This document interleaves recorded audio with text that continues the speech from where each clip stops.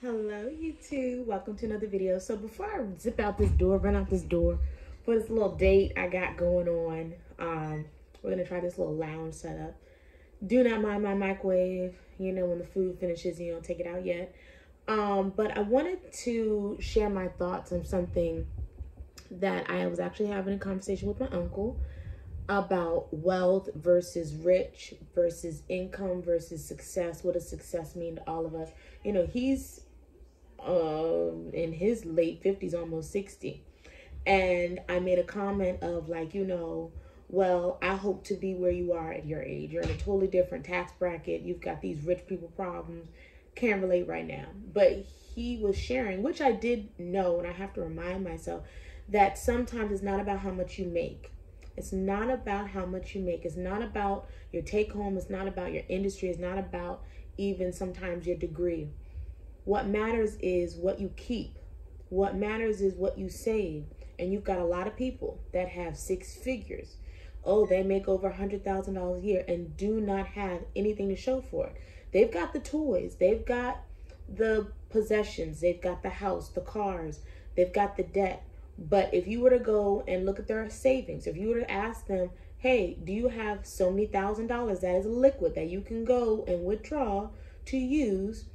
It ain't happening. It's either tied up on a credit card, or you'd have to get another line of credit, or you're borrowing against something, all this nonsense. And I told y'all when I dipped back into the dating game and this guy was supposed to be this, there can be some high earners that are still in the blue collar industry. Okay, they're not, fancy schmancy lawyers or anything like that.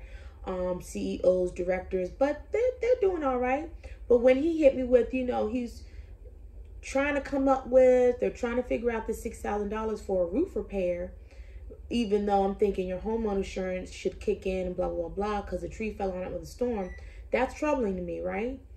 Where is your liquid cash? So when I think about us as single women, as mothers, we're already juggling a lot. We have to cut ourselves some slack. Some of us have come into new knowledge and new understanding of finances, where we want to be, how we want to live, the lifestyle that we want to have, the work-life balance we want to have. We didn't start making decisions and consciously saying, okay, this is what I want, until we were in our late 20s, early 30s anyway. So don't necessarily count yourself out and say, oh, okay, I'll never get there. I'm behind the times. There's no way I could even catch up. Because sometimes it's taking what you have, working with what you got. If you make $50,000 a year, if you make $40,000 a year, and you got a little friend or two that's giving you money here and there, he may not be a big fancy smancy full out provider where he's paying all your bills, but $300 here, $500 there, $200 here, that adds up. And as mothers, we're resourceful, we're creative, we can stretch a dollar, we can find the sales, we can save, we can, penny pinch, we can do all these things to figure out how to do what we need to do. But when you're able to say, now, knowing what I know to survive, take that and multiply it so that I can thrive with a new mindset, with a new set of systems in place, goals in place, mindset in place. Did I say mindset? Mindset is the biggest thing. Knowing that you can, knowing that it's possible. It doesn't matter how long it takes. It doesn't matter whether you're just starting out and starting fresh and saving your first $1,000, $5,000, whatever. It doesn't matter. It's about how you feel about it, being encouraged and being excited about these goals. And then once you get to 10, honey, it's so easy to get to 50. It's so easy to get to your first $100,000 saved, not earned, saved. And think about it too. Let's do some basic math. If you have 3 friends that give you $300 3 times a month, plus some, how much money is that? Okay, if you got 1 friend that gives you that spread out, you know what I mean? You kind of nickeling and diming them, that adds up. Okay, take that money, put it in a high yield savings account, put it in a certificate, buy a bond, buy a stock, whatever works for you. But you start taking that money and adding purpose to it, so that you can see your $10,000 goal, your $50,000 goal, your $100,000 goal. It's never, ever, ever been about, oh, You know, you got to be a high baller, big earning, top notch, stay at home girlfriend, stay at home mother, you know, married or, and, you know, dating this big wig, blah, blah, blah, blah, blah. That is, you know, the only people that are successful that got it. It's quiet, it's subtle, and it's slow and steady. Okay? A drip can fill a bucket.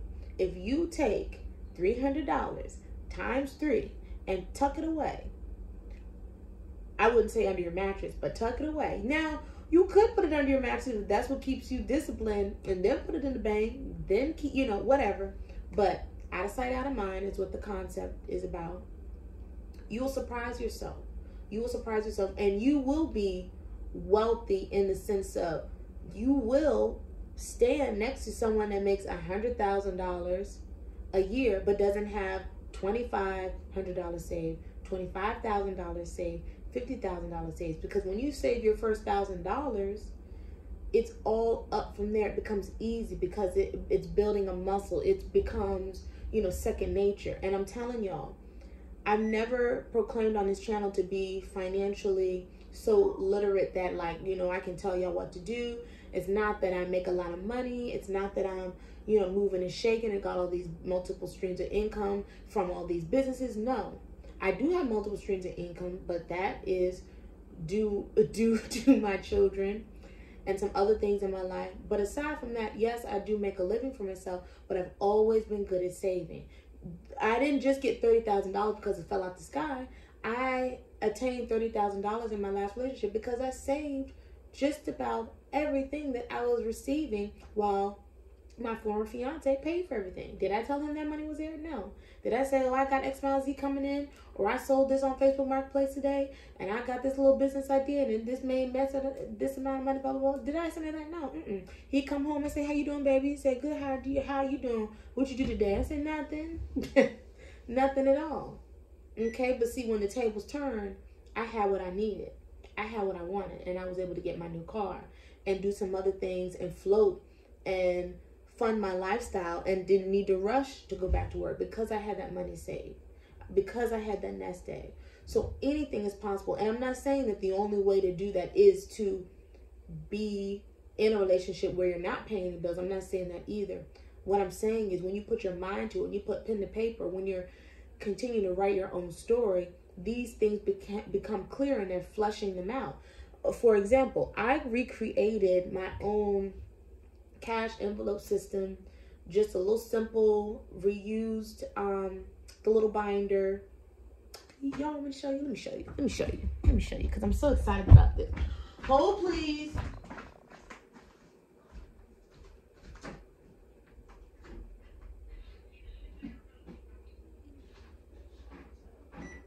You should copy her outfit.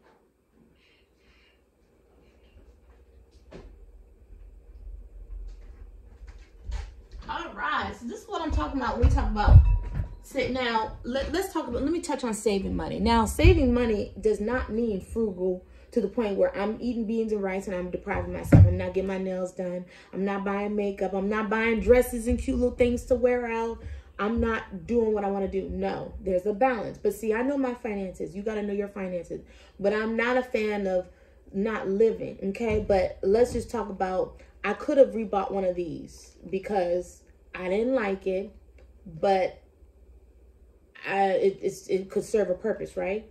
So I was looking online to buy a savings challenge, you know, to give you the little inserts and the little envelopes for your cash envelope stuffing. Y'all seen those videos. And I said, okay, I could get online and buy another $20, $30 system. But I had this stuffed in the drawer, and I said, pull it out, print my own in my money saving era. I like this kind of cutesy planner stuff. Printed this out myself. Then I printed the next page, printed this out myself, okay, glued it to this, okay. I want to save $25,000. I put that I'm in the fourth quarter of 2024, no biggie. We're not going to let time stop us. Then I printed out the little pieces that you, not the pieces, but the little portions that you color in. 250, 250, 250, okay. By the time I fill this up, okay, because I printed 2 sheets. 1, sorry y'all, so let me see, and 2. Then I put my little divider in here, okay. So what are we at? This is old, so I don't remember what I got for it, but I bought this forever ago. But the price of ink from Target, all right? And the paper. By the time now this is not all the envelopes, but as I fill each envelope, $2.50 is going to go in each section. My point is, this cost me little or nothing. I'd rather have this little flimsy case full of $25,000 worried about, oh, I bought the Louis Vuitton agenda planner to do this, to save money, to feel good about myself, blah, blah, blah, blah. You know, again, nothing against Louis Vuitton. I love those planners. I think they're gorgeous. But is that a priority right now? Why spend $600 to $900 on the planner itself to save the money that I need to get me started on my goal? That is the point. I'm crafty like that. I've shared that with y'all before.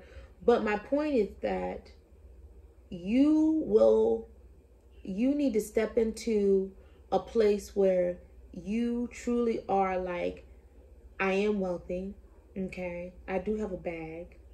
I do have success. I am established. I have what I need. It's never always just about go find a man that's got money. Go date a man that's got money. Those are all great, but those are add-ons, because when I myself am busy in my own plans, that's when I feel at peace. When I know what the hell I'm working toward, whether you with me or not, whether I'm going to go out and eat a meal with you and drink some Prosecco, I love me some Prosecco, or not. Okay, whether I go and we do this, do that, whatever, or not. Okay, because I still have my goals with or without you. If you're gonna, you know, lend to it, great. So, for example, y'all know how I roll when I go out.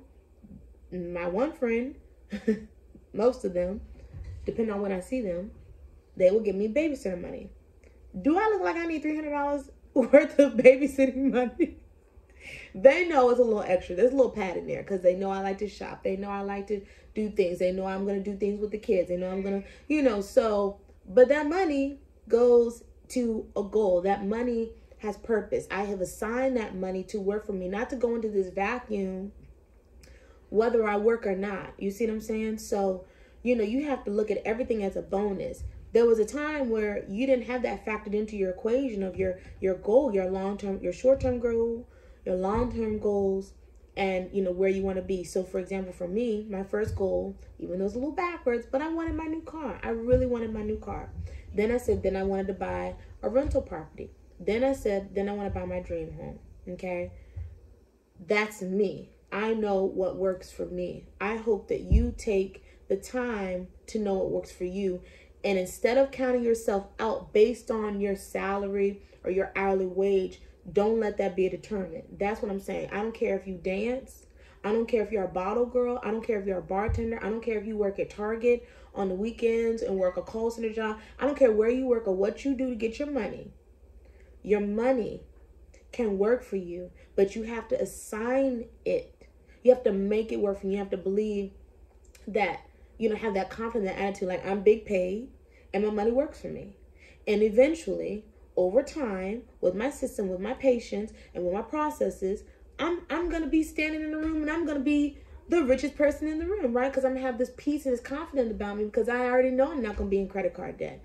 I already know I'm going to know my net worth. I already know how my savings is looking. I already know what's in my stock account. I already know, you know, where I'm going, okay? And sometimes people will feel that from you and be like, I don't know what it is about her. I don't even know what she does for a living. Because, right, remember, we're not focused on what we do for a living. It's our energy, it's our personality, our persona, our femininity. You know, when I go out, I'm not talking about my experience in healthcare and what I do, which is obsolete. I talk about what I enjoy. I talk about, let's talk about you. You know what I mean? A lot of people ask me about my hair. I keep it light and I keep it moving. My job does not define me, but I make my money work for me. Make your money grow. Hit them goals, okay? We feel like the tallest person in the room. You feel like the biggest person when you have that financial security. Again, that can be attained at any salary, at any income. It's about this. It's about this. All right? Good luck to y'all. Reach some money goals. Check that stuff off. And also, too, let me tell you this. Got this from a YouTuber years ago, Brittany Castro. She is a financial expert. she's a something, financial advisor. She studied it. Okay, but anyway, I really loved her content. Money dates. She turned me on and put me on a money dates. Every week you're looking at your finances. Every week you're transferring money to your savings, or you have it automated and you're following up, or anything extra you're adding to it. You're delegating. You're giving every dollar. I'm not going to try to get too Dave Ramsey, but I do agree with that every dollar has a purpose. Every dollar has a job. And, you know, you are making that a habit. Okay. So let me use myself, for example. My self-care is getting my nails done, getting my reties every 6 weeks, looking at my money, logging in again, checking all my apps, going to the bank, depositing, going to Cash App, transfer. Okay. That's my little process. Sell something, get some cash, get some more cash, transfer, deposit. I'm not doing a whole lot of withdrawals. It's everything deposit, transfer. Okay, that's kind of like my little, you know, and then I do my skincare, and then I do my bubble baths, and then I do, you know, my journaling, and, you know, my other little stuff. But that is a big part of my self-care. When I see my numbers in my accounts and I have everything the way I want it, I can sleep good at night. I sleep real good. I dream. I ain't think about no man. I'm not thinking about none of that. How he makes me feel. I'm thinking about how my money makes me feel. Okay. Thank you for watching. Until the next one. I've said like bye like 2-3 times. But is it Saturday? Happy Saturday. I hope y'all have fun out here in these streets. If you are out and about, and if not, enjoy your home, your space, your sacred space. Your little castle, your little kingdom. And until the next one, peace. Bye.